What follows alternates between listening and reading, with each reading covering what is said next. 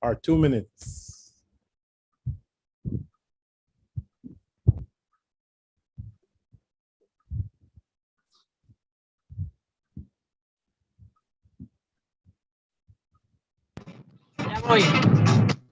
So colleagues, we just let you know, so we're primarily using Zoom. Sorry, from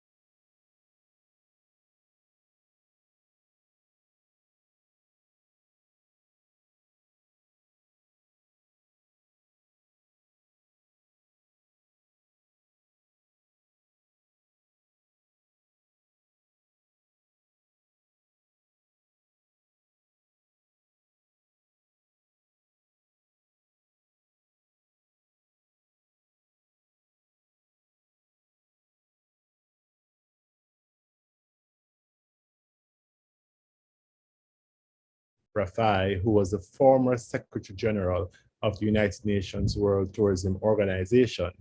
It was established out of a need to provide tourism destinations with specific or dedicated support to help them to prepare for, manage, and recover from a disruption. 2020 saw a major disruption to the tourism ecosystem pandemic. COVID-19 and all that came with it has given a crippling blow to the tourism ecosystem worldwide. Yet, despite this disruption, there are many success stories from the 2020 experience that are true testament to tourism resilience. Today's forum will showcase the lessons from various tourism luminaries and those working in the trenches in both Latin America and the Caribbean regarding their experiences with managing the pandemic, as well as the strategies that they have used to mitigate the effects of the pandemic. But before we hear their interesting experiences, let's first start with a message from our board chair, Minister the Honorable Edmund Bartlett. Minister.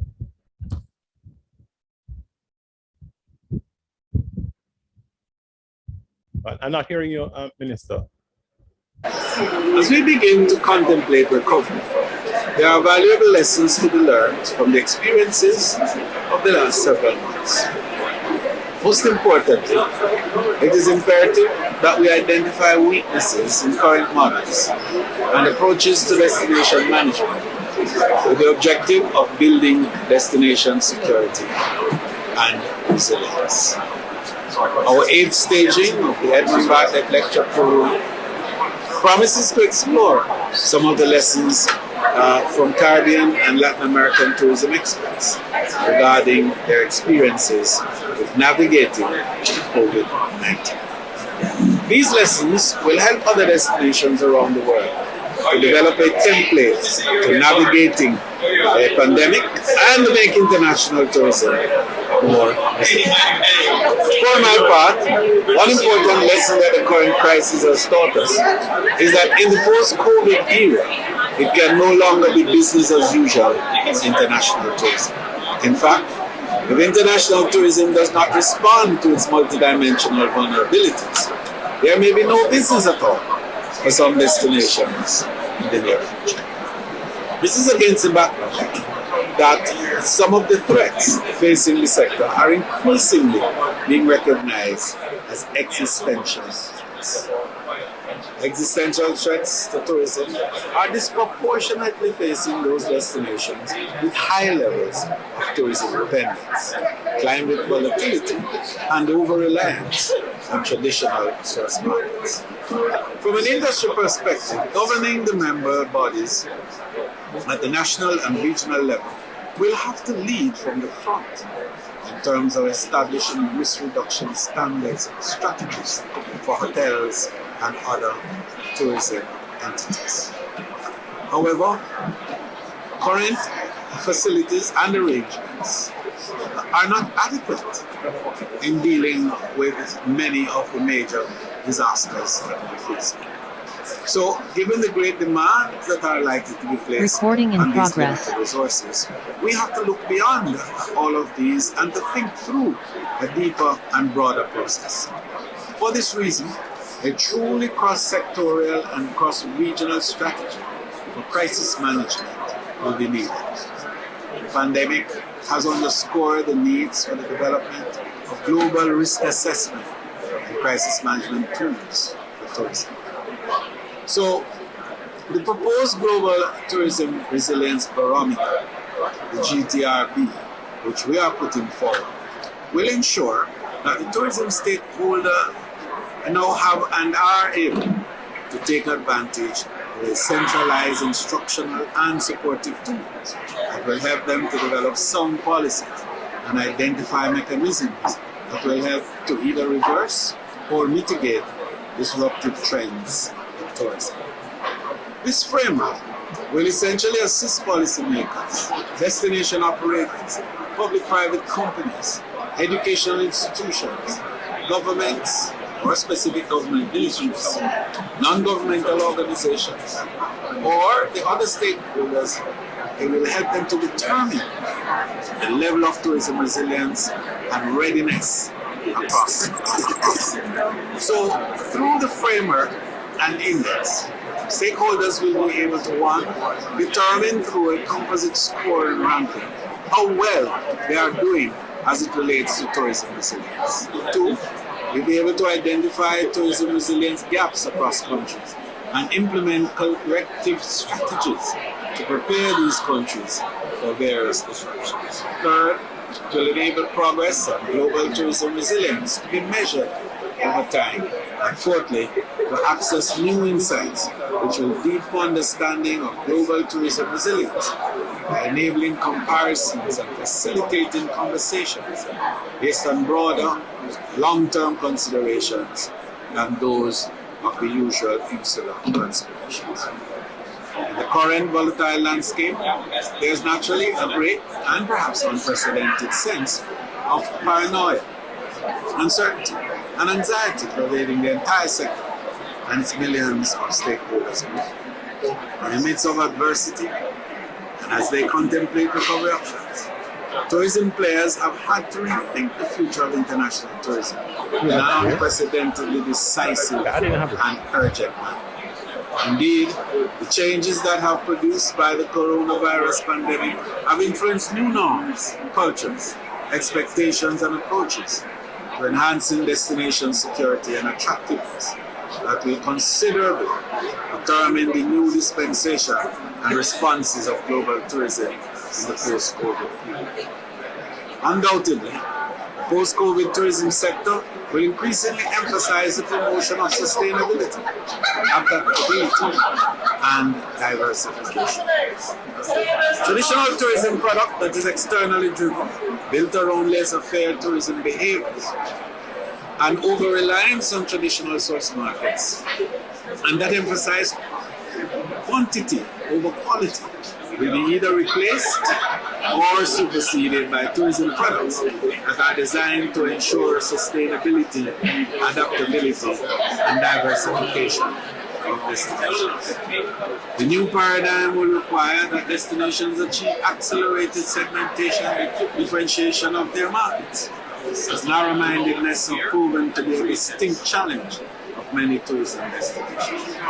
Current hiatus in international tourism flow offers a unique moment to reevaluate approaches to tourism. One emerging consensus then is that tourism may look inward in the post-COVID era.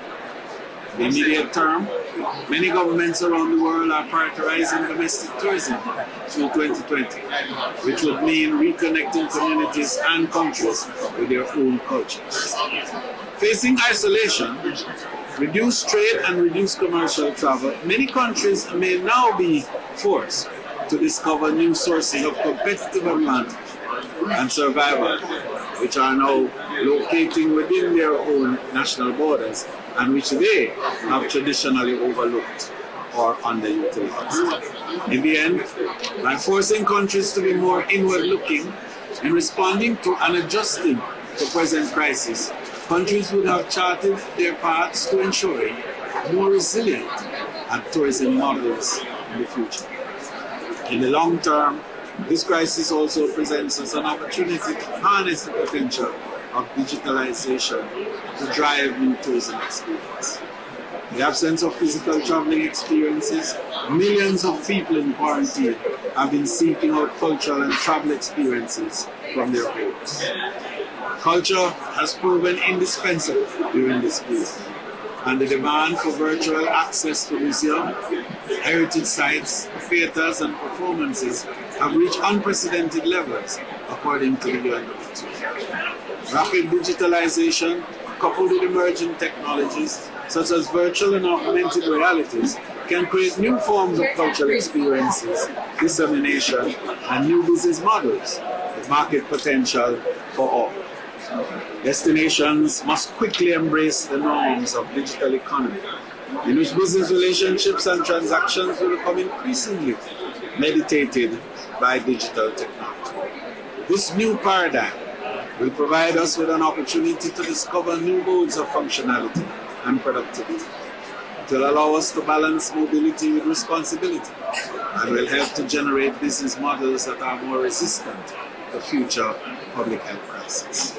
I'm excited by the prospects of these deliberations, and indeed I want to instill a deeper thought in this dialogue and discussion that we're having. And may thought leadership be guided by a certain knowledge that we have to come out of this crisis in a stronger and better way, but we have to do it together. Indeed, we must. Thank you.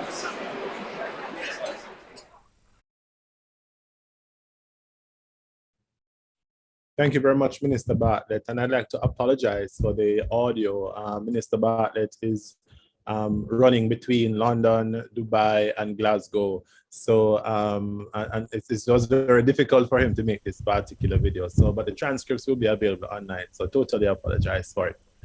So we will start with our first presenter today, Omar Bello. I think you are our first presenter. Are you ready for us, Omar? Yes, good afternoon. Yes, I'm ready. Okay, thank you very much, sir. The floor is all yours. Let me share my screen, but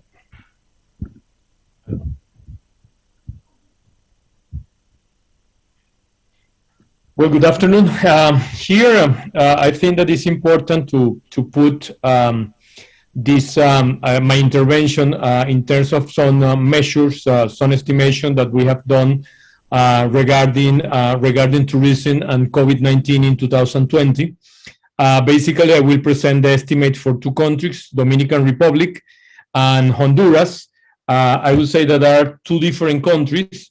In the case of Dominican Republic, basically is an island, and also is a country that only they have the COVID-19 in 2020.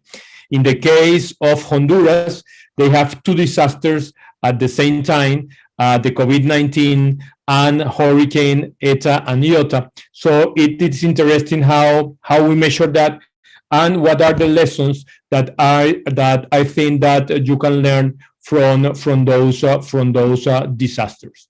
Well, the outline of the presentation is the follow. Basically, I will present just one slide about the model that we use to do the estimates, then the case of Dominican Republic, then the case of Honduras, and what are the lessons learned from these disasters. Basically, our estimates are based on the comparison of the evolution of the tourism sector, basically the monetary income without the disaster, with the evolution after the disaster have occurred. I would say the first of these two scenarios is called the baseline scenario. The baseline is basically a counterfactual scenario. This is how the gross income of the tourism sector would have behaved in each country in the absence of COVID-19. To estimate the baseline, we use a monthly projection of international tourist flows and using historical data from the country, and we apply to this basically an ARIMA model. And the evolution of the tourism, that means with the COVID-19, that is the second scenario, was estimated considering four factors: the evolution of the GDP of the countries that originate the tourism, vaccination in the first quarter of 2020. Basically, what we assume here is that there were a massification of the vaccination around the world in the first quarter of 2021. A factor, I would say, what we call the fear factor, and some discounts that occur because I would say that the demand is the demand for tourism is decreasing. Well, looking at it, basically what we have is that in the case of Dominican Republic, I would say the blue line that we have here is the baseline. The black line that is here is basically the baseline scenario. What would happen in the tourism sector in Dominican Republic without the COVID-19? The blue line is what happened with the COVID-19, and the difference between these two lines is basically the losses related to tourism. And here, this blue area is basically the losses that happen in the tourism in Dominican Republic. One important thing is here that we have losses for several years. Between 2020 and 2023, our estimate is that the losses would total around 2.4 billion US dollars. The 2020 losses were estimated approximately at 6 billion. Basically, these amounts were related to overnight visitors. Cruises are not important in Dominican Republic, so just a small fraction of the losses are related to cruise ships, and I would say the losses related to domestic tourism are very small. Very small when you compare with the total for 2020, around 600 million, around 10%. I would say a little bit more of 10% of the losses related to international tourism. When we distribute this by activities, and we can do this in Dominican Republic because Dominican Republic has a very good tourism satellite account. Basically, this was related to lodging. The lodging, food, and beverage. That is this blue part of this pie. And I would say that this is in the case of Dominican Republic, this is the most important activity in terms of tourism. Dominican Republic tourism sector is based on large resorts, so this is consistent. With that. 735 million are related to recreational in transportation, the losses are 735 million, and in recreational activities around 472 million. So basically what we want to highlight there is how you can distribute the losses of the tourism sector that we estimate. In the case of Honduras, applying the same model, Honduras is not a country that tourism is as important as is in Dominican Republic. Here, I would say that the losses in 2020 were around 420 million. Basically, this represents 70% of the revenues projected for 2020. I would say that it was basically between March and December that these losses took place. I would say that here also we will have losses in 2021. These losses were smaller, and I would say the good thing about this model is that now when Hurricane Eta and Iota happened, in November of 2020, basically we use this baseline scenario. Now the baseline scenario to estimate those losses were related to COVID-19 because these disasters already happened.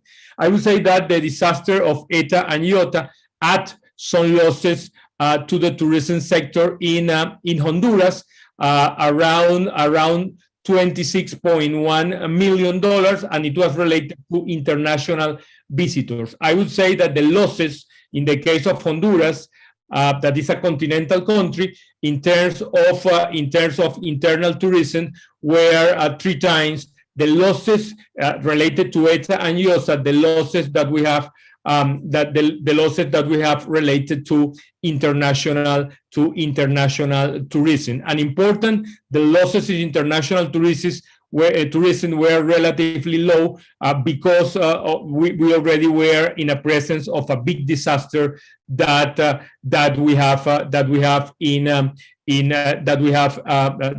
would say around the world, that was the COVID-19 pandemic. There, with this analysis of the 2 countries, also I think that we did a similar analysis in the case of Guyana, that we just finished the disaster assessment of the floods of the 2021 May-June floods. Basically, here we would like to share, I would say, the lesson that we learned assessing this disaster. A pandemic would have effects that last several years on tourism. It is not only that we are talking about 2020, 2021, and maybe up to 2023. Domestic tourism is the first to recover, but it does not compensate for the drop in the international tourism. The tourism sector in our countries depends on foreign visitors, and these kinds of travels were very affected by the pandemic. It is important that the authorities of the tourism sector are at the multi-sectoral control center that makes decisions during the pandemic. At least in Panama, that also we did an assessment related Recording to stopped.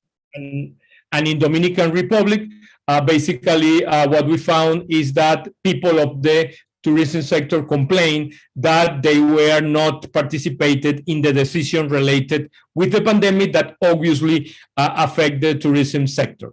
The pandemic highlight the need to have a diversified tourism. In progress.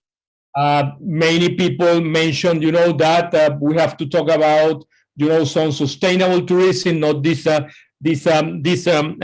massive tourism, but well, in order to do that, I would say that the countries have to have a diversified tourism offer before the pandemic happened. For future pandemic events, this is important. I think that is required a regional response to have at least homogeneous standards among the countries, because if you go to one country, I have a mission. Last December, I went to Honduras, and I would say the standard for going there, to arrive there, was very different, all the requirements that, for example, in the case of Guatemala.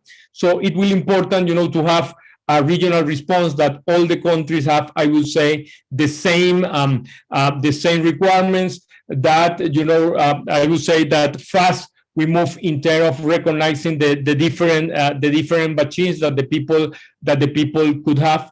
And something, statistical that is very important in order to improve the tourism sector estimate, it's important that the countries develop or update tourism satellite accounts. For example, in the case of the Caribbean, I would say that the most developed tourism satellite account is Bahamas. If we want to really measure the effects of a disaster in the tourism sector, we have to have tourism satellite account. It will be important for the countries of the East Caribbean to develop, to have a tourism satellite account in order to do that measure. Well, this is my short presentation.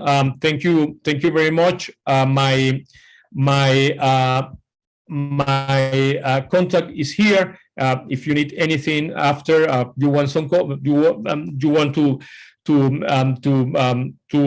ask me some questions, you can email those questions. Well, thank you very much.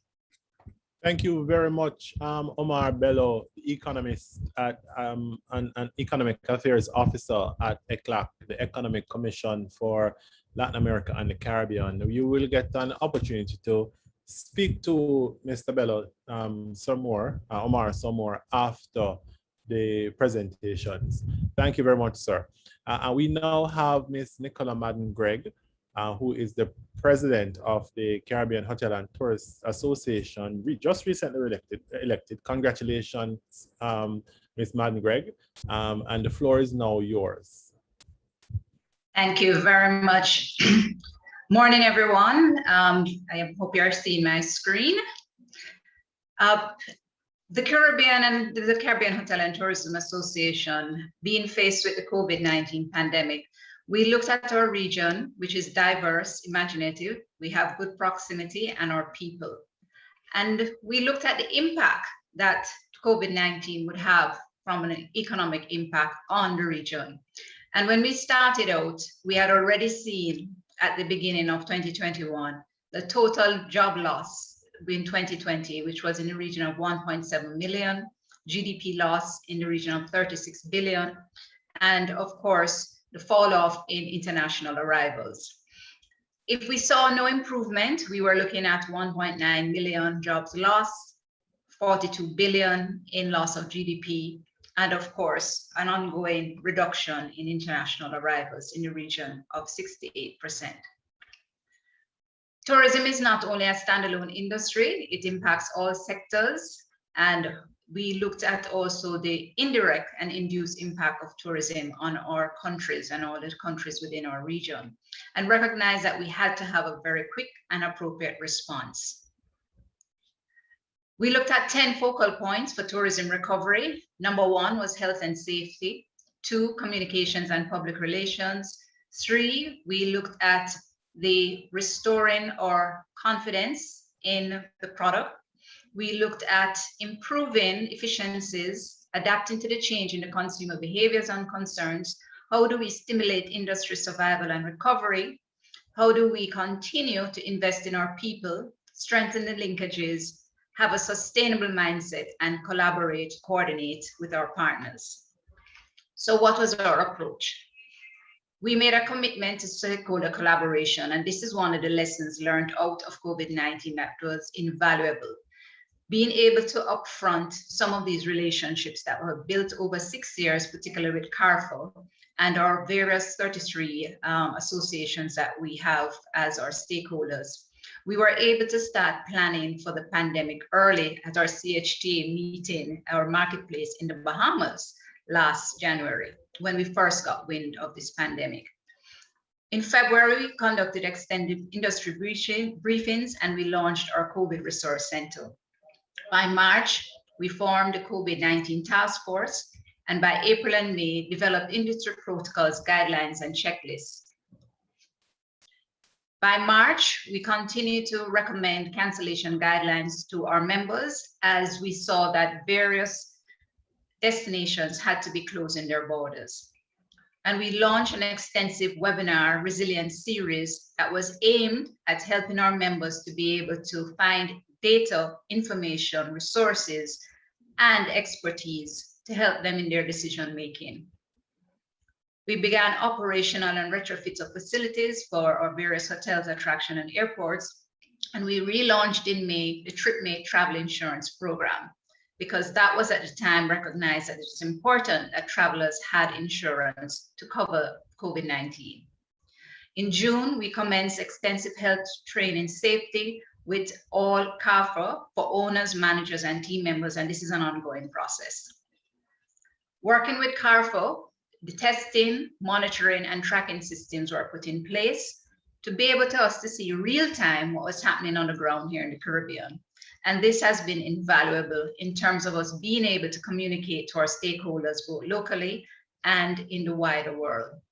And this system has helped us to also put in place, using CARFA as our support agency, the various health safety stamps and recognition programs, of which the World Travel and Tourism Council allowed CHTA to issue their global stamp for those who had completed the CARFA CHTA program. So one of the lessons learned, of course, is partnership, partnership, partnership. With marketing and communications, we saw that we had to look at how do we pivot and promote domestic tourism with our borders closed. And this is something that we should take away going forward, not only domestic tourism, but regional tourism, because we sometimes have over-reliance on our main markets. And while we must continue to recover the main markets, it is important that we recognize more nearshore opportunities in regional tourism and in our own domestic markets. We continue to issue joint statements with partners to ensure one voice regarding Caribbean tourism. And we had ongoing communication to trade, tour operators, and travel agents on entry protocols, which, as my previous presenter said, we unfortunately do not have a seamless set of protocols across the region. And that is something that we need to look at going forward.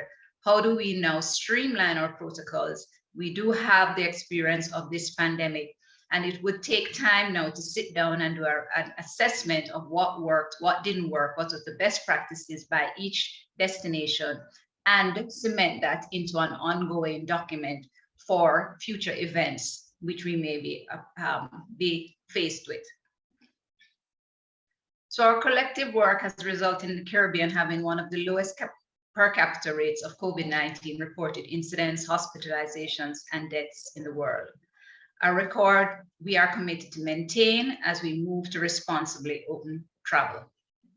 This gives you a quick synopsis of where we are in the Caribbean, as well as the CARFA member states. And as you can see, while our numbers are low, they're still very unfortunate that we have lost so many lives to this pandemic. But we continue to work collaboratively to make sure that those numbers remain low. To open up for international travel, we had to ensure that we continued to have test requirements in place for all our jurisdictions. And this generated various options in terms of the second test at arrival at airports. We have tests readily available for travelers departing the Caribbean to return to their host countries. And with our various protocols, we have managed to have extremely low positive returning tests for travelers. Using St. Lucia and Jamaica as an example, we are less than 1% since January to October in terms of return test rate. So this low rate of transmission through travel has allowed us to reopen using our protocols, the training, the work that has been established, and various destinations have applied different methods. John Biles, who follows me, will tell you about the resilience corridor and what Jamaica did. But all our various destinations use different methodologies that help to maintain a very low positivity rate. We also see that our vaccination rates are accelerating, and we are exceeding earlier expectations. And we are above the rates generally for continental Europe as a Caribbean in whole. So just a quick look at some of the mitigation efforts in terms of the things that were put in place, working with partnerships at the various hotel associations, as well as with CARFA. We had our regional guidelines for training. We had the WTC stamp. We had the CARFA app, which is a Caribbean Travelers Health app, which was also implemented. And as we look ahead, the keys to our continued success will be accelerating and encouraging vaccination, continued adherence to the health safety protocols, ongoing collaboration with all our stakeholders, and opening up closed markets with safety assurance, and of course, telling the Caribbean success story to the trade and consumers. We must, however, continue to remove pain points for travelers, and this is something that will be implemented as we go forward. As mentioned, we need to have more detailed and easy to understand protocols, vaccinated versus unvaccinated, what ages, and having that more seamless so that travelers, even traveling between destinations, will not have different protocols and different things that they have to try and understand. Destinations continue to ramp up their testing ability and can meet all in-market demand for return tests. Many destinations and individual hotels continue to offer free return or subsidized testing. Some hotels provide COVID-19 complementary kits, medical stations on property and doctors on call, online check-in to decrease wait time. So technology was something we found many of our members use to be able to battle this pandemic, both in terms of use of QR codes and other technology to enhance the customer experience. So as we go forward, we need to look at technology as one of the tools that will continue to help us to pivot and to respond to any pandemic or any future challenge in terms of health and safety for the Caribbean. But we're not fully out of the woods. When we asked our members in March, how likely are they to close as a result of the pandemic? And then we asked that same question in October. We have seen an uptick in terms of more persons are looking positively to the future, but we still have a 6% that says it is highly likely that they will close. And so it is very important that we continue to support our businesses and working with government and private sector in terms of the various grant funds, soft loans that have been implemented, and how do we ensure that persons can move through with the cash flow crunch that they're facing, the pandemic and other such events. And that's an important factor for us to consider in terms of lessons learned. How do we finance crisis in the future? Do we look at an insurance situation where persons can pay into and have an insurance backup? What do governments consider in terms of grant funding, soft loans? How do multilaterals approach this in the future? These are all questions to be answered. The good news is, as I said, we continue to see high vaccination levels across the Caribbean. And this is just giving you a synopsis of where we are. Our employee vaccination rates continue to outpace the general population, and that is very good in terms of opening up for visitors throughout the Caribbean. So looking ahead, how do we expedite tourism's safe path to recovery? We need business-friendly policies to support recovery, safely open travel, prevent closures, encourage rehiring, provide clarity, and reduce the cost of the health safety measures. We need to continue to improve the travel experience, work on clean, health safe, promoting unique and personalized experience using technology. From a PR and marketing point of view, we need to have effective communication in real time so that our customers can know exactly what is happening on the ground and it is clear and simple. We need to plan for the long term. As I mentioned before, what is the recovery and contingency planning for a pandemic? When SARS hit us many years ago, it was actually a testing ground to where we are today. It was surprising how many of us pulled out our documentation, which was done then as CHTA and other hotel associations had put together. And we're able to use that as a tool in our toolbox to move forward with a quick response to COVID-19. So that is going to be essential as we look forward. How do we now take all of the lessons learned, the toolkits, the benchmarking of various destinations to ensure that we have a proper contingency planning in place? Collaboration and leveraging our stakeholders, both the local trade organizations, multinationals, governments and training institutions is going to be key as we move forward. And data-driven advocacy and personal contacts will continue to drive policy initiatives to support resiliency and recovery.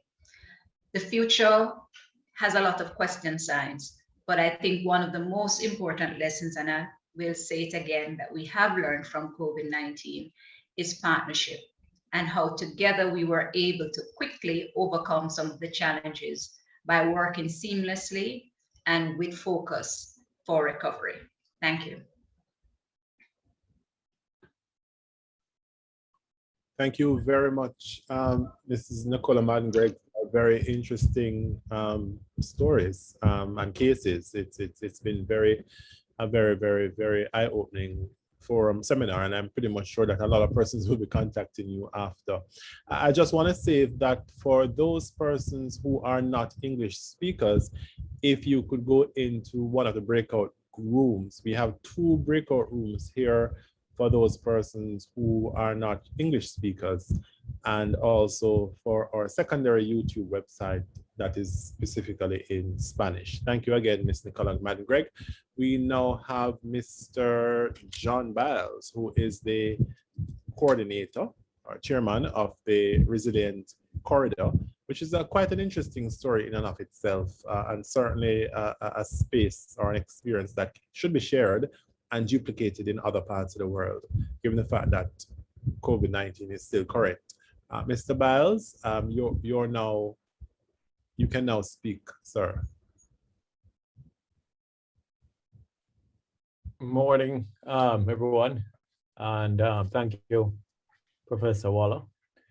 I just want to say, after when Nicola speaks, she frames the world so well as to what has taken place, and so I will focus on the corridor and the Resilient Corridor that we established in Jamaica, and identify some of the areas that we felt are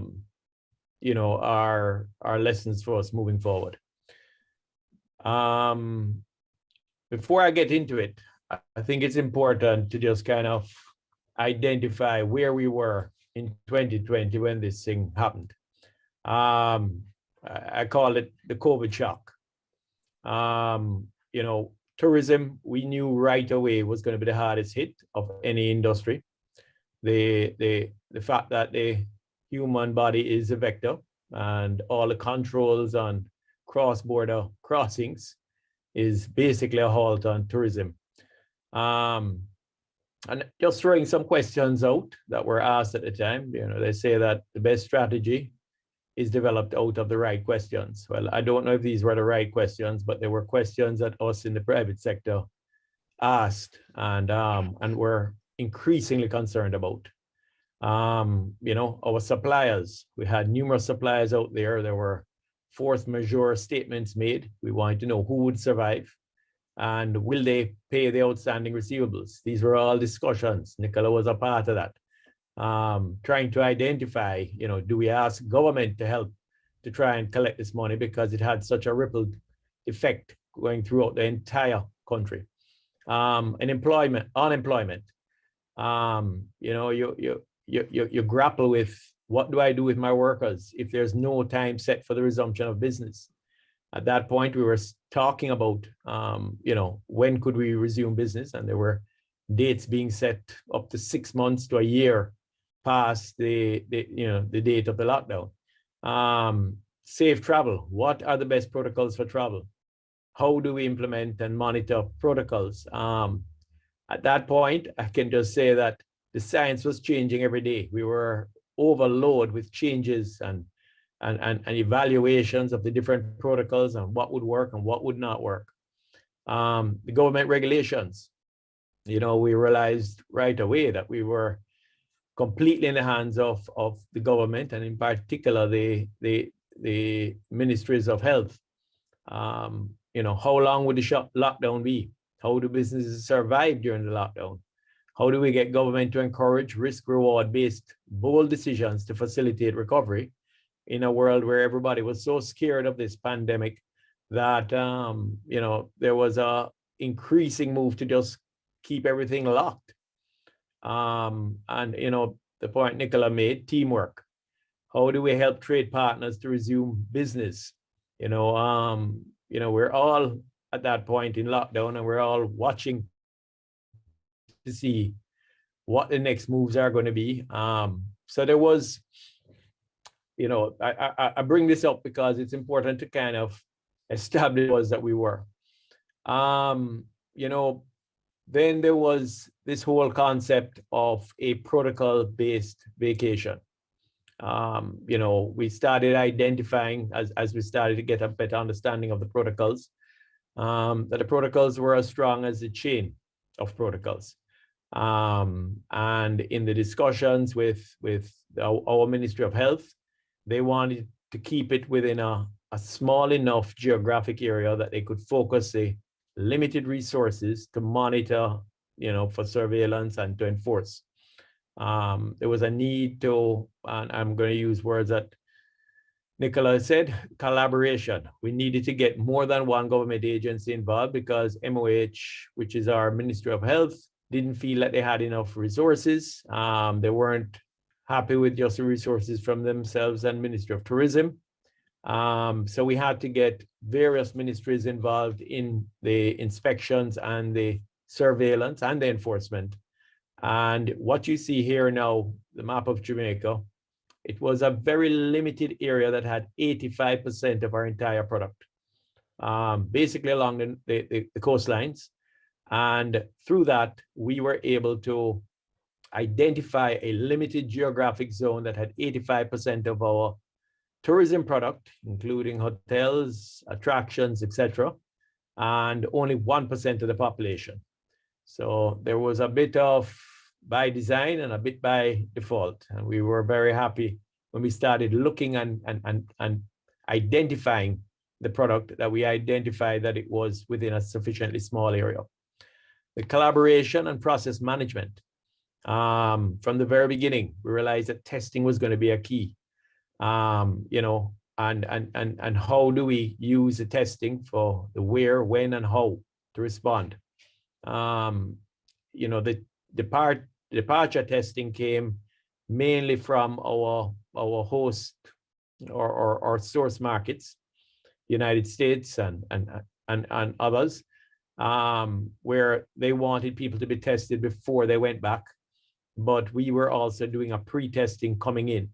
So by pre-testing coming into the island and testing on the way out, we had a closed system of accountability, as well as a small area that we realized we were going to have to manage the protocols very tightly. And within that, it required meetings. And I'm going to say, during a lockdown period, you're having meetings in which you're pulling all of the players together, you're training all the players, as well as ensuring that everybody understands that this requires a collective commitment by everybody. So it could not be done just by the hotels. It couldn't be done by just the attractions or transport. It had to be all of us understanding that the only way we're going to go forward is together as one system. So the COVID shock, as we said, the first COVID case in Jamaica was announced March 9th, 2020. By March 10th, our health and wellness minister names a COVID-19 advisory team to assist the ministry in its planning and coordination.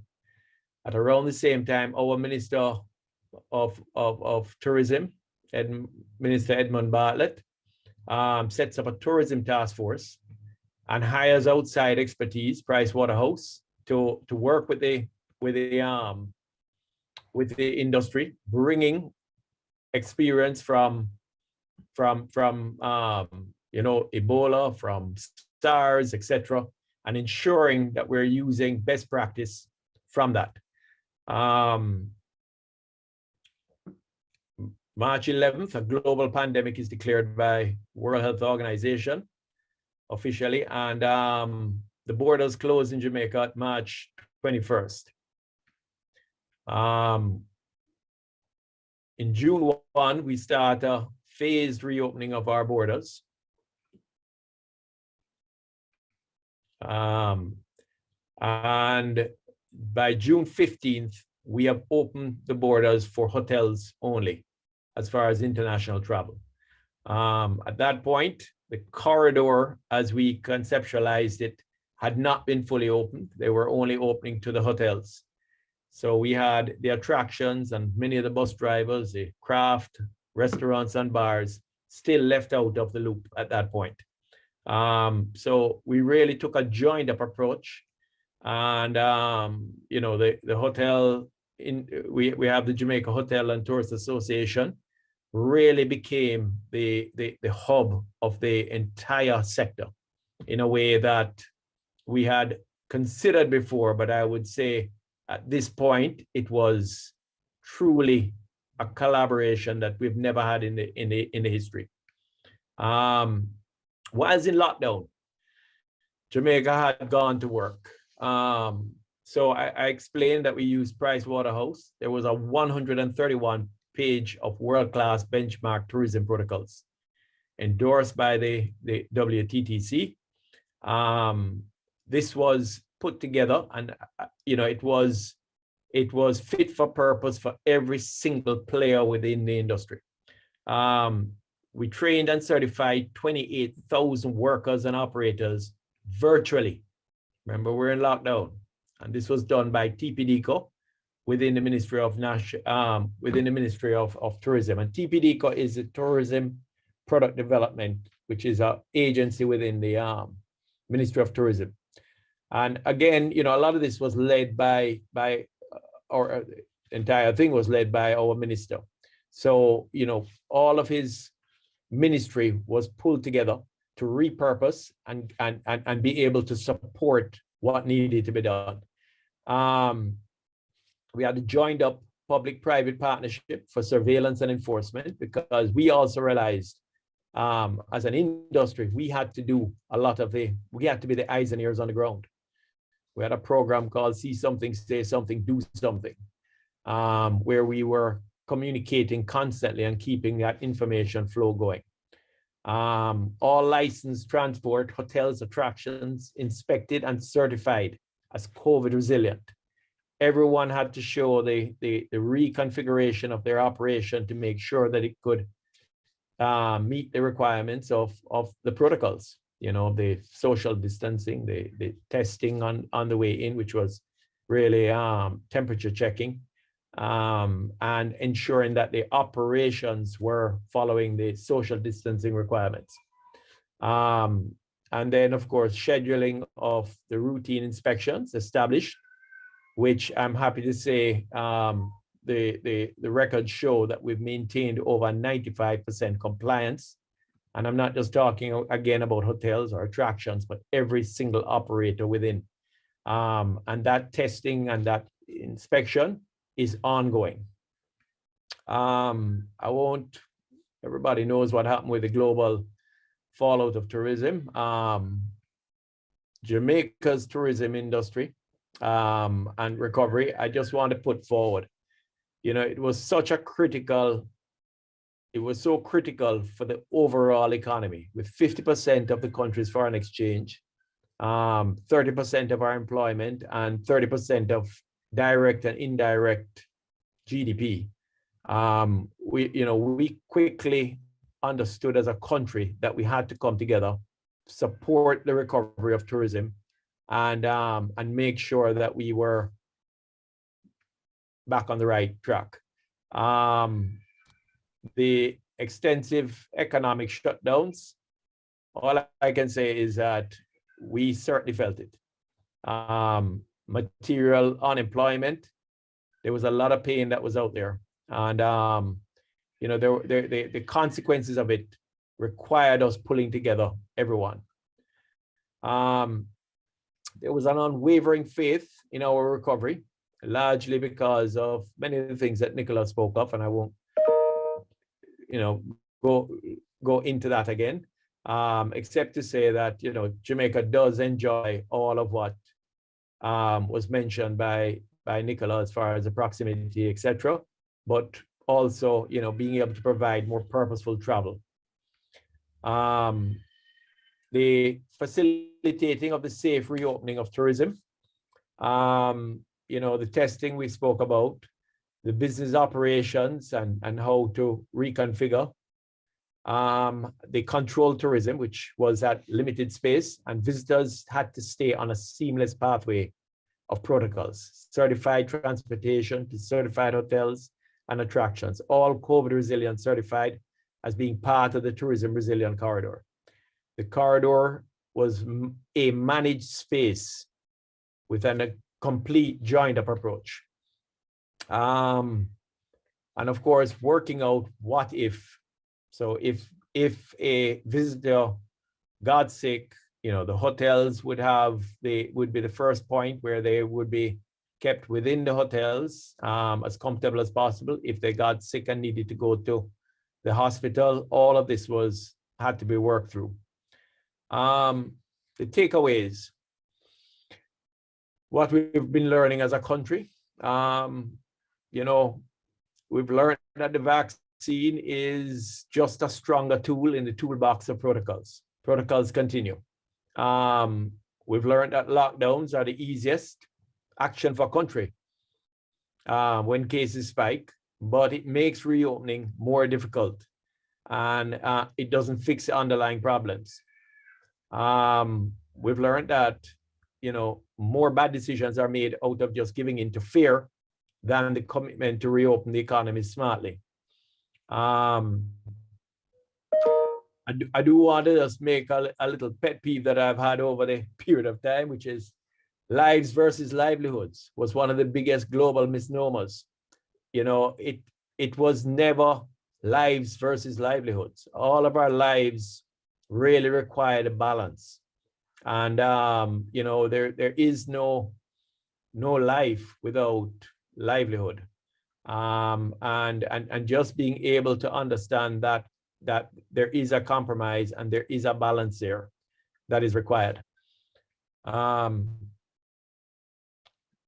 What else we're learning? We've learned that we're one ecosystem, and the collaboration is key. We've learned that it is really building the collective grit, an unrelenting commitment. You can't get through something like this without that clear understanding of that common vision, and working towards that. So how the corridor made our industry resilient. We know about the protocols, the joined up approach, certification, the training, but in the end, it was a system. It was a system with everyone's full commitment and grit put into with the commitment that we all had to have. And just to say that one of the key things we found is the leadership.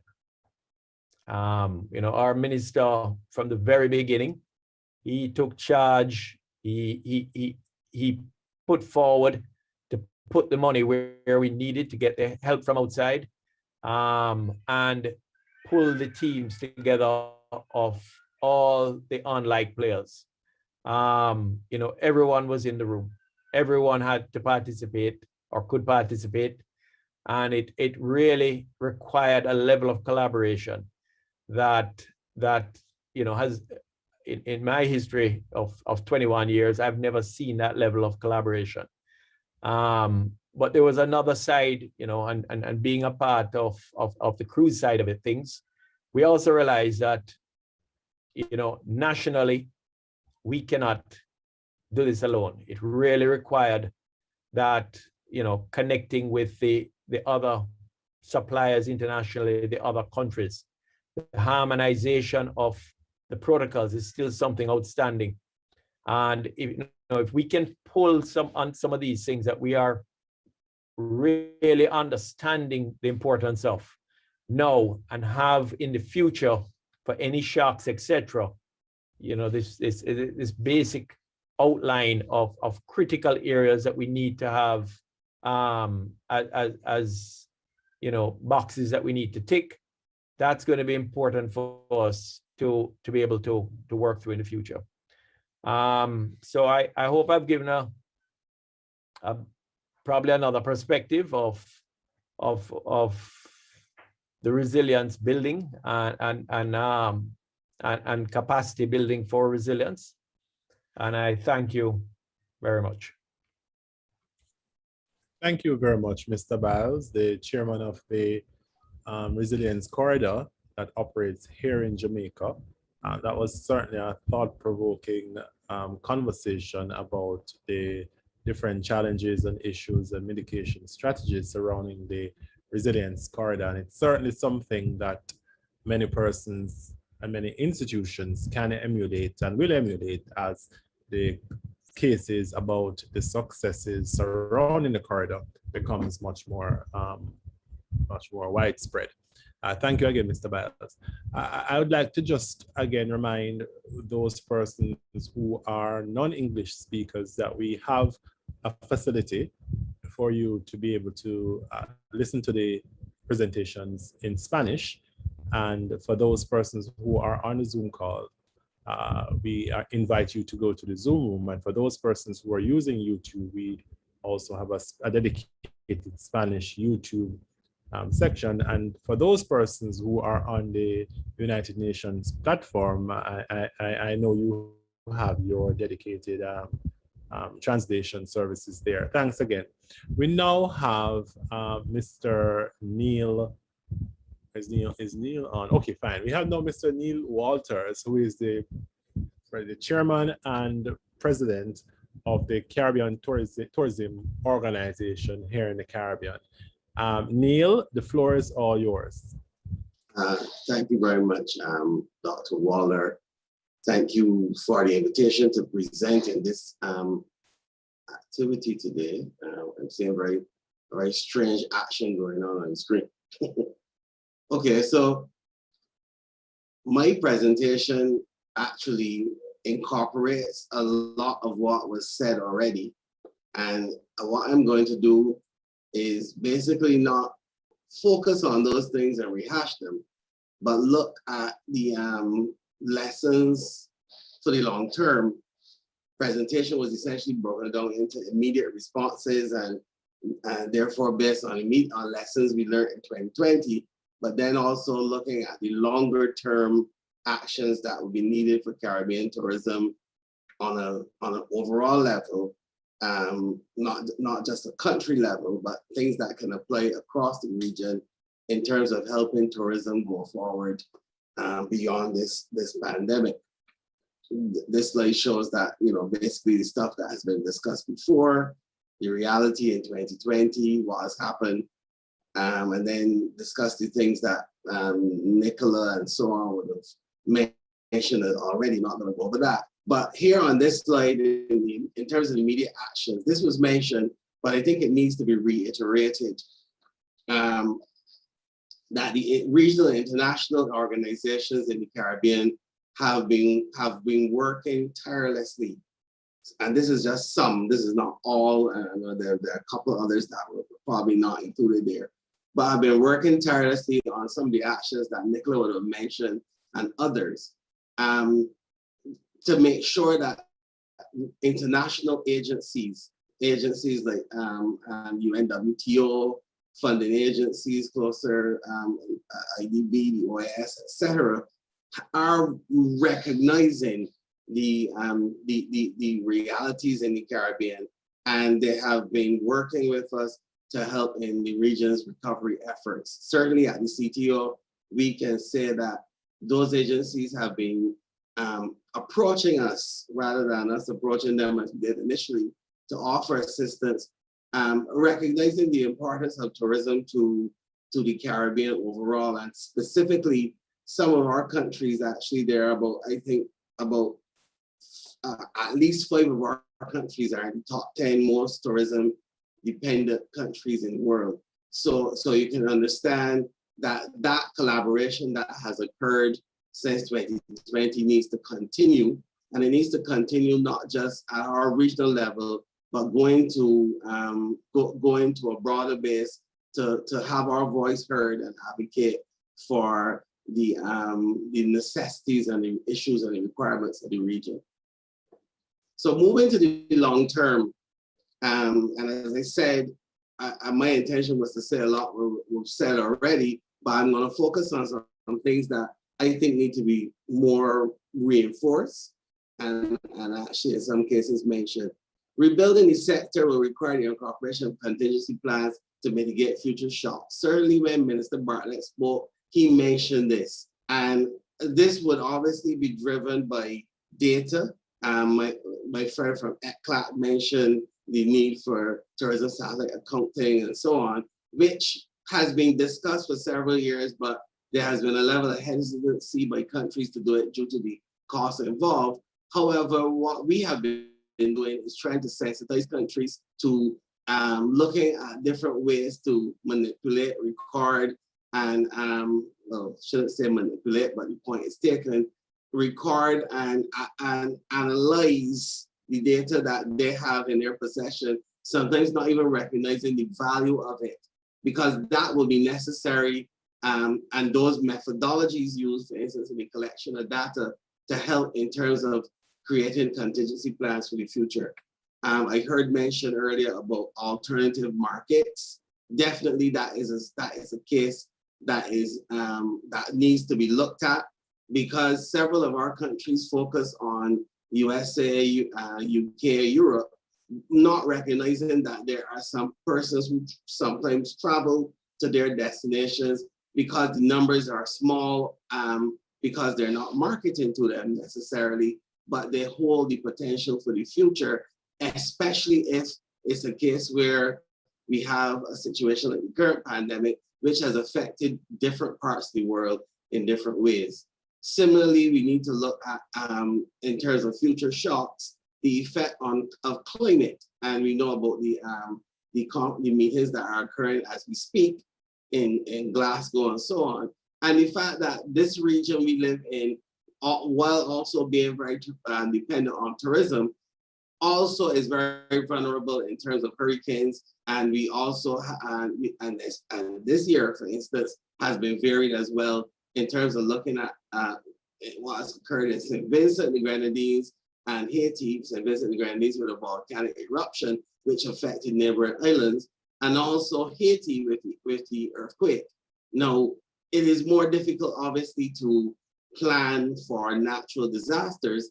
However, the CTO has also put out in the past, and this was launched actually during 2020, a natural disaster, multi-hazards and natural disaster manual to help destinations in their planning in terms of dealing with visitors who are on their shores. The action should be taken where there is a lead time to the disaster and so on, which should be possible in hurricanes, but not necessarily in others. But then to be able to deal with it properly so as to ensure that the loss you incur is minimized and that the destination has the ability to recover as quickly as possible. And that, I think, is the important part of in terms of contingency plans, the ability to recover as quickly as possible, especially if the shock is unknown or unplanned. And any long-term plan needs to be more inclusive of more inclusive than previous models. And what is meant there is, in terms of the distribution of revenue from the sector. When the downturn started in March or February into March last year, and I think that was borne out by also the ECLAT presenter, don't remember his name, sorry, but also it is borne out in our data. The fact is that several workers in the sector were laid off. Some have not to this day even being rehired. But the fact is, a lot of these people represent the most vulnerable persons in our societies. Allowing them to participate in the sector more allows for the building of savings, for the building of plans for individuals. People have something to fall back on. There have been several stories coming out of the pandemic of persons who had small businesses tangential to tourism in other parts of the Caribbean, other parts of the world, who were able to go to the virtual or online platforms to be able to sell their products once tourism went into the downturn. But of course, people have to be in the system to start off to be able to do these things. And that's what we're saying, you know, instead of looking in terms of distribution being at a particular level, an attempt to ensure that tourism really does benefit the mass level of the Caribbean population. And then the use of models to include more community-based type activities, bearing out the previous point, but also looking at the natural and cultural aspects of the destinations. Tourism stopped in 2020 and it stopped for pretty much everyone internationally. And now that we're looking to restart, we no longer can look at the stock models that we use for tourism, sun, sea, sand, because that is what other parts of the world are also using or are using in their own marketing to get people back to their shores. We have to start to look more closely at our natural and cultural aspects that set us apart, that give us a sounder marketing perspective. And that also is something that we have been working on at the CTO to help members be sensitized to these things. And I'll talk more about the cultural aspect in a minute. The development and promotion of intra-Caribbean tourism has already been discussed, but it also, in my view, is necessary to be mentioned again. I also heard a discussion about local travel, but recognizing the fact that there is a significant amount of travel in the Caribbean already in between islands and between countries, usually based on cultural activities, festivals, and so on. But there is a wealth of other actions that can, beyond the regular festivals, the carnivals, and so on, that could encourage people to travel to other Caribbean destinations. This would allow for a bit of a stopgap if there's another international travel downturn, and reduce the shock to the sector. If we look at the analysis being that for the first 2 months last year, for instance, when the pandemic started, there was essentially no travel in most countries. Yet we had, if the process of intra-regional travel can be properly dealt with, the issues, the complexities that I mentioned, and I mean, I'm sure those on the call know, I mean, the taxes between countries, the actual ability for airlift, and so on.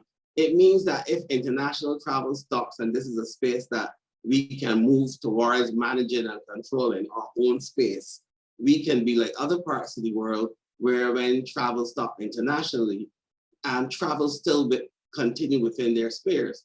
And similarly, we go down to the local level in the larger countries like Jamaica and so on, which have the space to really, really push local travel. But the point being that this is another option that can exist, that we need to work on to ensure that it is there in the event of another downturn. And the use of tourism as a development tool, I think, is a discussion that's gone on for a long time. But here I bring back in the whole concept of culture. And recently I've been seeing a lot of discussions about the fact that while tourism has, and we had a webinar at CTO recently where this was discussed, where while tourism has restarted, the areas like culture that were wrapped up in tourism during the pre-pandemic times, as I mentioned, for carnivals and so on, they have not restarted. And that represents also a significant, in some cases, economic sector in countries. The fact is, similarly for agriculture, there's a symbiotic relationship, or should be, between agriculture and tourism, given that a significant portion of the tourism and hospitality industry requires the use of food. And the reality is that for a long time we have talked about it, but we haven't done the proper connection. moves are also afoot to try to bring the agricultural and cultural sectors more into the fold, to ensure that as tourism develops, they develop as well, and the effect of the shock, especially to culture, is not as protracted as it has been in this particular case. It's a case where, especially from a local standpoint, people can't travel. It may be possible to go and stay on a staycation and incorporate cultural activities into that staycation. Again, it requires some planning, some thought, and also recognizing the connection of the tourism sector to these other sectors. And the investment in our people, also mentioned, but also very important.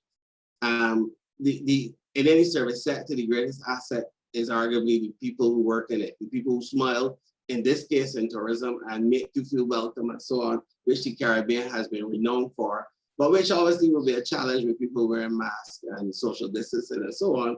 There will obviously be a need to retrain the sector, and to retrain the sector to ensure high levels of service quality, to be able to recognize the different inputs that are needed in this new norm with health and, as I said, social distancing, recognizing the way to deal with things different from previous paradigms or previous approaches, which will be necessary to ensure that the Caribbean goes back to where it was, or as close as possible to where it was late 2019 before the pandemic. And marketing and promotion also discussed, but again, rolling in the whole concept of our unique culture and natural heritage and so on, and giving the Caribbean the ability to market itself as a unique and authentic experience. Yes, you're coming, you're gonna see sun, sea, and sand, but there's some other things that we're gonna offer you that will set us apart and encourage you to come to the Caribbean and instead of other parts of the world. And those are things that we are also looking at developing in terms of a long-term process. All of this is married to the agencies that I mentioned before, and definitely the CTO and the CHTA are part of the CARICOM effort to create a tourism policy for the Caribbean that includes many of the elements that I've mentioned here already. So to conclude, the Caribbean tourism sector is clearly very resilient. The statistical evidence that we have in the last few months shows that our growth, relatively speaking, in terms of the fall off in arrivals our fall off in arrivals is in a position that outpaces the world's fall off in arrivals. Ours is 46.9 odd or 7%, I think it is, and the world is a 6.1 average at the end of the second quarter, and that's arrivals. And then when you look at estimated GDP, globally the recovery is an increase of 30.7%, and the Caribbean is 47%, which clearly shows that the mindset exists, and Caribbean states have worked tirelessly to ensure that we have begun to recover, and evidence showing that we've started to recover at a very, very fast pace, outpacing the world average. When we look at it then, the fact is we are living in the time of our greatest opportunity, but we need to continue to collaborate. And like the others before, I will definitely reinforce that fact and rebuild the sector in a way that prepares us for an uncertain, but it is, in our view, a promising future if it is done correctly. And I think the talent and the assets already exist in the region to do that at this time. So thank you very much, and I'll stop there. Thank you very much. Thank you very much, Neil, for your very riveting conversation and presentation. I'm pretty much sure you'll have a number of questions after. I myself have a couple of questions. As a matter of fact, we've received questions from the online portal that we will share after the last presenter, which is Marinela Guzman, who is the coordinator for public-private partnerships and resilient investment in comprehensive disaster risk management. And I'm pretty much sure, Marie, I hope I pronounced your name correctly. If I didn't, I'm sure you'll tell us what the correct pronunciation is. Ms. Guzman, you are next. Thank you very much. And I'm just reminding those persons that we have translation services also from Spanish to English in room 1 for those persons who are not avid Spanish speakers. Ms. Guzman will be speaking in Spanish, and we also have translations online at our YouTube space. Ms. Guzman, the floor is yours. Thank you, Lloyd. Thank you very much. And yes, indeed, I'll be speaking in Spanish, and so I'll start by saying thank you to everyone and muy buenas tardes. Iniciamos este segmento que me corresponde dándoles un cordial saludo de parte del Centro de Coordinación para la Prevención de Desastres en Centroamérica y República Dominicana, CEPREDENAC. Como ya hemos venido escuchando a lo largo de esta sesión, el sector turismo se encuentra en una situación sin precedentes, donde aún estando afectados por la pandemia, además nuestra región representa siempre esa exposición a las múltiples amenazas, y conforme avanzan los efectos del cambio climático, estas amenazas de origen natural se exacerban en frecuencia y en magnitud. Por lo tanto, el sector turismo se ha visto y debe reforzar y redoblar los esfuerzos para invertir y reinvertirse, adaptarse y fortalecer sus capacidades de resiliencia ante los desastres, para caminar a la senda de desarrollo y así poder alcanzar el desarrollo turístico verdaderamente sostenible, seguro y resiliente. Desde el CEPREDENAC contamos con la Política Centroamericana de Gestión Integral de Riesgo de Desastres, la cual se encuentra armonizada con el marco de Sendai de las Naciones Unidas para la Reducción de Riesgo de Desastres y se pone a disposición como un instrumento estratégico adoptado a nivel político y que pertenece al Sistema de Integración Centroamericana, SICA. Y contiene los lineamientos que orientan el accionar de los gobiernos, del sector privado, de la sociedad civil en general, en temas de prevención, en la reducción de la inversión pública y privada, así como la reducción de riesgo en las inversiones, en la protección de la infraestructura, los instrumentos de gestión financiera y de riesgo. En nuestra organización estamos impulsando el empoderamiento y participación inclusiva, accesible y no discriminatoria, con especial atención en la promoción y liderazgo de las mujeres y el fortalecimiento de las capacidades de la resiliencia. Ello implica integrar el enfoque de género en las políticas, estrategias y planes y proyectos en todo el ciclo de la gestión integral de riesgo de desastres y las iniciativas de desarrollo para el incremento de la toma de decisiones inclusivas. Este enfoque es fundamental en el sector turismo debido al importante sesgo de género que la industria presenta, ya que los empleos directos e indirectos son ejecutados mayormente por mujeres. Desde nuestra instancia reconocemos la importancia y necesidad y urgencia de reactivar la economía del sector turismo de manera segura y resiliente en nuestra región. Y es por ello que estamos trabajando conjuntamente con la Secretaría de Integración Turística Centroamericana, SITCA, para fomentar y fortalecer la gestión integral de riesgo de desastres en el sector turismo y así desarrollar capacidades de resiliencia ante desastres.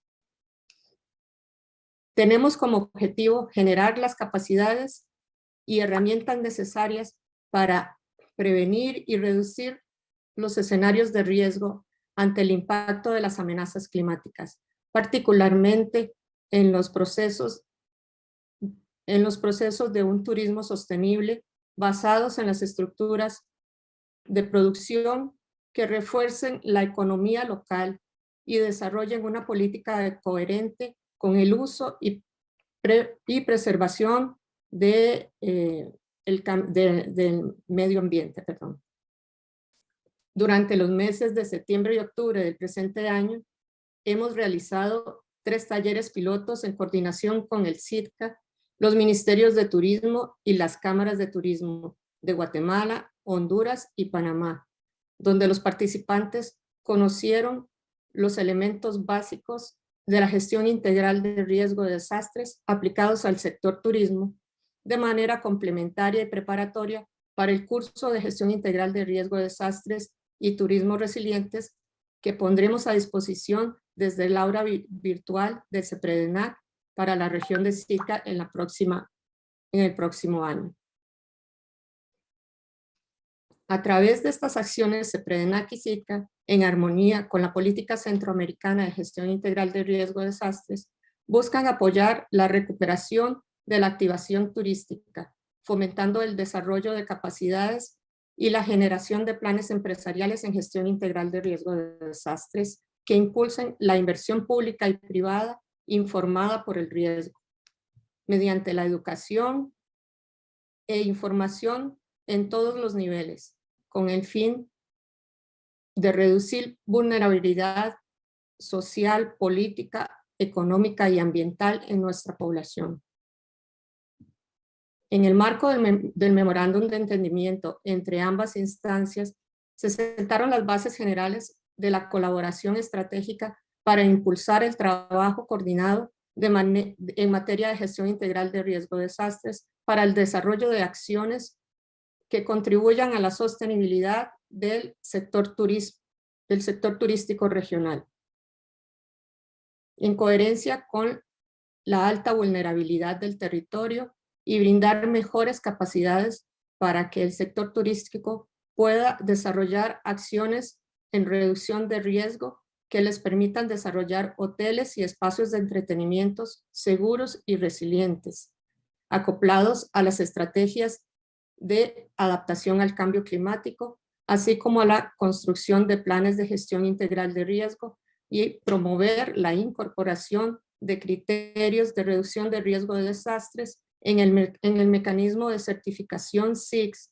del CITCA y de hoteles y destinos turísticos en la región centroamericana, para fomentar la rentabilidad y la sostenibilidad de la inversión pública y privada resiliente. Asimismo, estamos trabajando con socios estratégicos del sector privado como Sempromipe, que es nuestra aliada, nuestra agencia hermana del CITCA en temas de pequeñas y medianas empresas, la red Arise de Naciones Unidas en Centroamérica y República Dominicana, entre otros, con el fin de generar medidas para el fortalecimiento de alianzas público-privadas enfocadas en gestión integral de riesgo de desastres, realizando así análisis de evaluación del riesgo entre los actores del sector MIPYMES, que promueven empresas resilientes ante la ocurrencia de desastres. Este rubro es principalmente importante, ya que según los datos de CEPAL, más del 90% de los proveedores turísticos son MIPYMES y el 51% son administrados o de propiedad de mujeres, y el 60% de los empleos que se generan son ocupados por mujeres, como dije anteriormente. Adicionalmente, en CEPREDENAC trabajamos acciones de desarrollo de herramientas geoespaciales que permiten reducir el riesgo de desastres. En el marco del Plan de Contingencia Regional, una de las prioridades de la gestión de nuestra Secretaría es posicionar el uso de soluciones innovadoras, digitalizar los procesos y promover herramientas tecnológicas que sean accesibles y que permitan aumentar la eficiencia y eficacia en la gestión integral de riesgo de desastres en la región, por lo que hemos desarrollado la plataforma de información y coordinación, así como la plataforma CITCA COVID-19, que constituyen un bien público regional y que ha posicionado al CEPREDENAC en la vanguardia en el uso de tecnologías geoespaciales. La plataforma de información y coordinación regional, la cual fue desarrollada en alianza con NASA, Copérnicos y UNSPI, tiene como principal objetivo fortalecer la toma de decisiones a través del conocimiento de la caracterización del riesgo, el desarrollo de herramientas educativas y el desarrollo de tecnología para el monitoreo de amenazas en tiempo real, vulnerabilidades y capacidades que permiten la toma de decisiones informadas por el riesgo. La plataforma se ha ido complementando con información sumamente relevante como el Atlas Centroamericano de Gestión Integral de Riesgo, las capas de REMEGIR y capas de monitoreo para amenazas en tiempo real como mecanismo para la generación de la investigación y propuestas geocientíficas.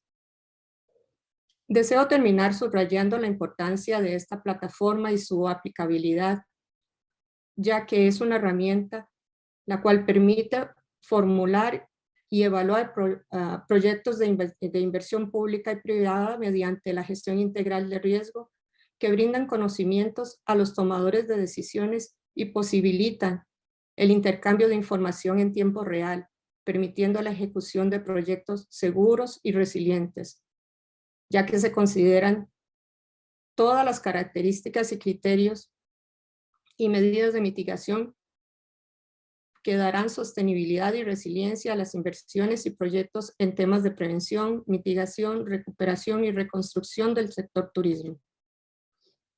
Para concluir, deseo hacer notar que como lección aprendida ante el COVID-19, podemos decir que la resiliencia turística depende de la capacidad que tiene el sector en resistir, adaptarse, recuperarse y transformarse.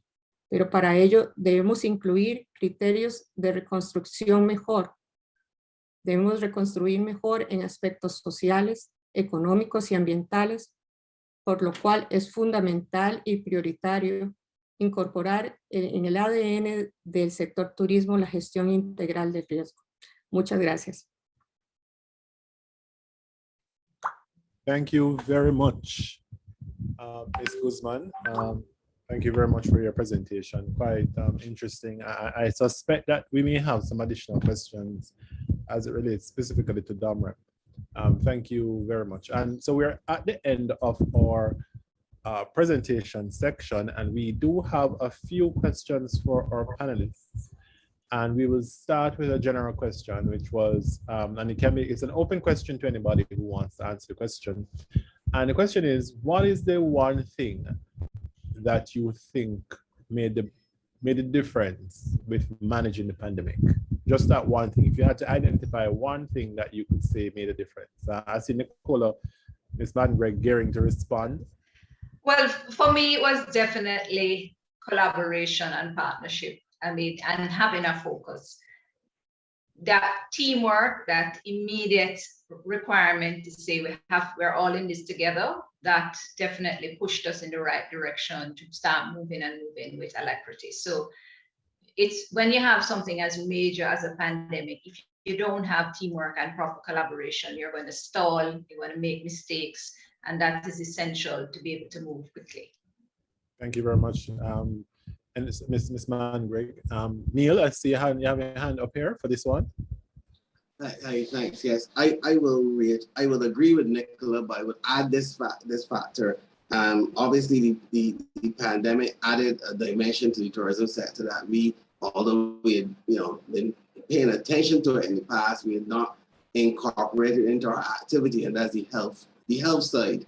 And without, I think, the impact of having a collaboration, as mentioned in Nicola's presentation, with CARFA and with the the medical personnel, the public health people on in individual countries, I think that we would have had not as significant a result as we had. Let's put it diplomatically that way. And that health input and being able to work with them and work through the process of protocols and so on has been critical in, up to this date.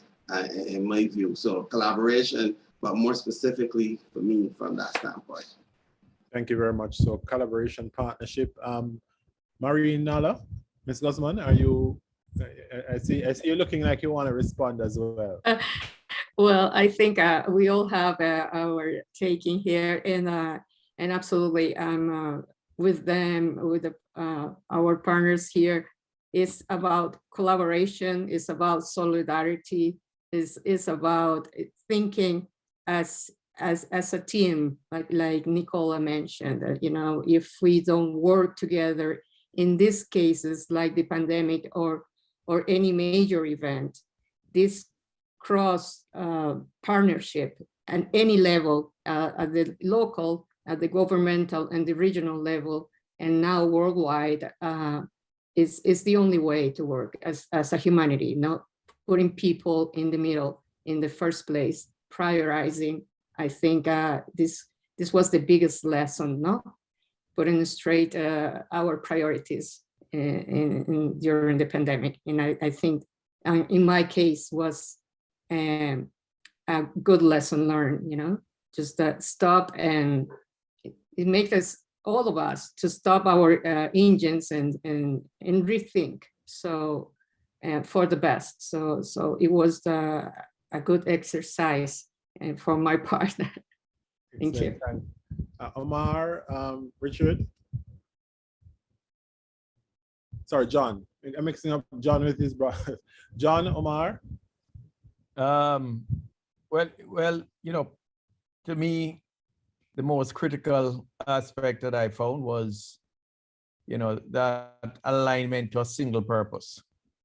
I will tell you that, you know, it wasn't necessarily all orderly. There were very passionate arguments back and forth in my experience, but it was the commitment to find the right answer for, you know, the recovery, and to fight for it through and through. And there was, you know, it took, you know, passionate discussions, because it wasn't about consensus. It was about finding the right decision, and with everybody having that alignment to the single purpose, you know, all the pieces eventually came together. Thank you very much. Omar.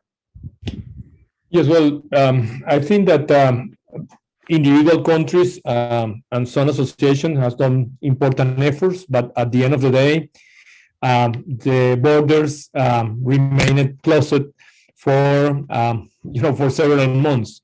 So I am not too optimistic about this kind of partnership for the future. For example, Dominican Republic opened the frontiers and guarantee that tourists go there before the English Caribbean countries. So I would say that something that we have to learn is that really use the science, and the science, I don't know if the science indicate that you have to remain close that time that, for example, the English-speaking Caribbean countries were closed. For this reason is that in the points that I put about the lesson learned, I emphasize that the tourism authority should be there in I would say in where I would say important measures are being negotiated. For example, I think that it's important, that the tourism people has an opinion when the Ministry of Health or other people said, yeah, let's keep the frontiers closed. So I would say that for me the most important lesson is that the tourism authority should enter, I would say, in these tables where decisions are made, that are decisions that obviously will affect all the economy. Thank you very much. Thank you very much, Omar.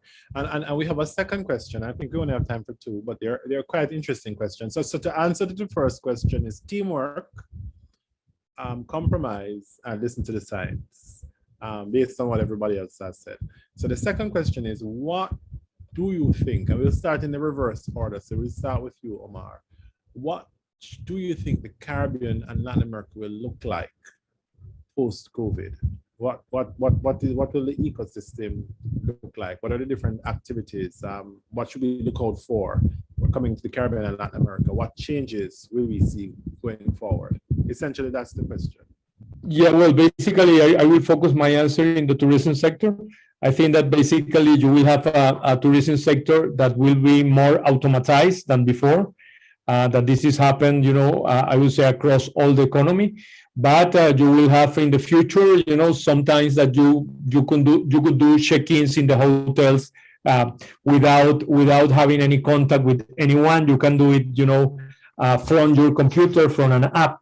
And I would say that this will be the main difference. In other words, I would say that the tourism sector in Latin America and the Caribbean will have less employees because of this technical. I would say that the COVID-19 maybe was something that create incentive to accelerate this revolution. Thanks very much, Omar. John, we're going in a reverse order. What will tourism in Jamaica look like in the future? I think John maybe has dropped over here. Right. Sorry. What I would say is that I'm finding that there's John, maybe tilt your camera up a little bit, just a little bit. Yeah. Sorry. Yes. What I'm finding is that there's an awakening of the visitors coming. They're wanting to see more. They're wanting to get out and reconnect with nature. It's a different approach that I'm seeing coming from what is the new norm with travel. There is, of course, an expectation for a digital, connection with the customer, but there is this awakening back to just reconnecting with nature and the authentic experiences. This is something that I have found, and I feel that it's something that may have been starting before, but it's certainly accelerated as a result of the pandemic. Thank you very much, John. Neil?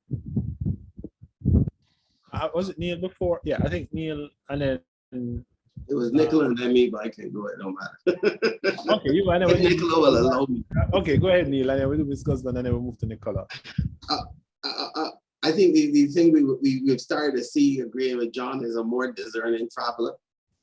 People have actually had the time during the pandemic to, I think, become more aware, and they're more aware of what they want, because obviously travel now is a more involved process than it was before. So the Caribbean tourism sector needs to be mindful of this, that the traveler now come in, knows what he wants or she wants, and they know how to get it, so that offerings will have to be more visible in an online or virtual platform for people to make the decision that they need to make before they travel. And there's going to be less of a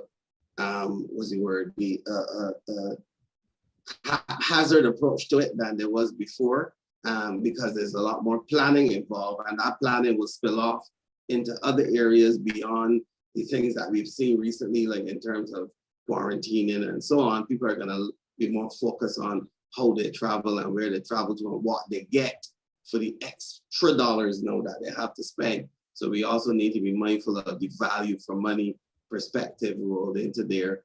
Even at higher levels of travel, the more luxurious levels, that is also going to, I believe, start to creep in and affect the way how people view the final destination they go to. Thank you very much, Neil. Marianela, your thoughts?